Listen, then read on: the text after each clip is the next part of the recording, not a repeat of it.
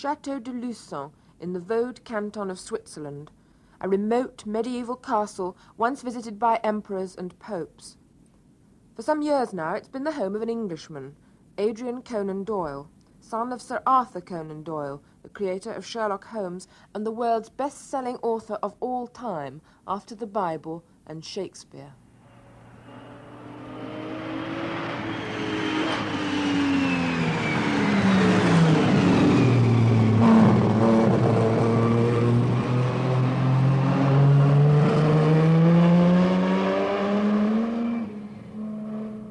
Adrian Conan Doyle devotes his life to sustaining his father's memory and reputation. At the Chateau's Conan Doyle Foundation, he has created the famous Sherlock Holmes room.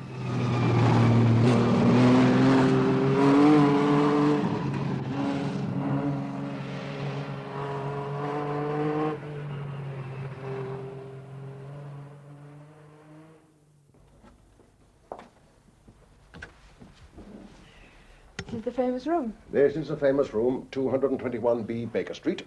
Little fog outside the window and so on. Now, the most important thing about this room is that everything is genuine. The tobacco, the whiskey, everything is about 1890. I should have to speak to Mrs. Hudson about this. 1890, and it's more difficult to find tobacco of that period than to find Leonardo da Vinci today. And all England helped us find these things. Everything in the room is named in the story. There's not a single object here which is not named in one or other of the stories. Every object? Yes, every object. It's hard to imagine because there's so many. You take those books, for instance. Now, those books had to be, we decided on the date, I think it was 1894, all those books had to be previous to 1894. If we found, for instance, Clark Russell of 1895, no good. So we searched England, we got them. All the chemical gears, all of the period was very kindly presented by the Wellcome Historical Museum. And you'll find all those relics of Holmes's personal characteristics and idiosyncrasies. For instance, you've got the famous syringe over there. Tell me, why do you think your father made him a drug addict? It's rather later in the story. Well, no, I think it was rather, at that period, you had a certain feel coming out of the earlier Victorian authors. And to make a man's outstanding, you had to give him certain little peccadilloes or vices of his own. And I think you had it coming through Stendhal and through De Quincey and others like that, you see.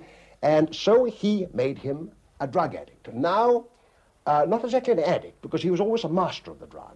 Holmes was always a master of cocaine. Never was cocaine a master of Holmes. But now the medical profession have come to the conclusion that he was never a drug addict at all. That he did it to annoy Watson. He pretended to. He pretended. There was only water. Oh, what a shame. No, I'm with you. I agree. I think he was a cocaine taker, but he was never an addict. He was always the master. Mm. What are the letters pinned? Now you remember Holmes had a habit of skewering his unanswered correspondence to the mantelpiece with a jackknife, and there it is, all unanswered. There's his cigars, of course, in the coal scuttle, his tobacco in the Persian slipper, all these sticks, of course, connected either the Hound of the Baskervilles or with the poisoned belt, other famous cases. Those are some of his chemical formulae. Those are all contemporary? Oh, yes. Everything here is contemporary. Every single thing. And even these books contain, the famous indexes actually do contain reports on crime cases. We have a violin of appearance. Unfortunately, it's not a Strad. But... what's this? Oh, chemicals. That is, yes, a contemporary book on chemicals. That's right.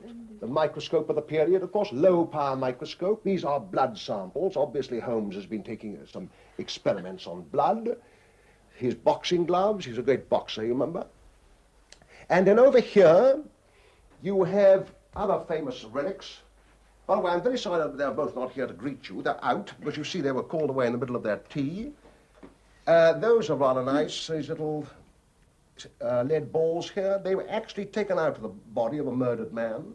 2 bullets. Scotland Yard, they kindly gave them to Holmes. It's part of the myth, isn't it, to pretend that Watson and Holmes are still alive. Do you play along with that? There's no myth. Heavens above me. We could never get along without Holmes and Watson.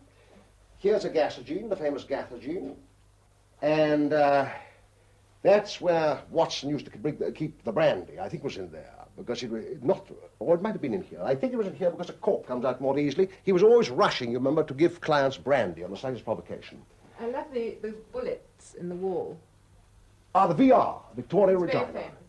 And that's the mark of the air gun slug. You remember in the empty house, the adventure of the empty house, when that loathsome character, Sebastian Moran, tried to rob us of Holmes. But it went through the shadow of Holmes's head, was really a plaster bust, and ended there. You're playing along very much with the myth of Sherlock Holmes, but in fact your father rather resented the fact that his reputation depended on Holmes rather than the rest of his writing, Well, didn't he? reputation, no. I wouldn't put it that way. I would say that he was fond of Holmes. The idea that he disliked Holmes is absolute nonsense. But he took the view, and I entirely agree,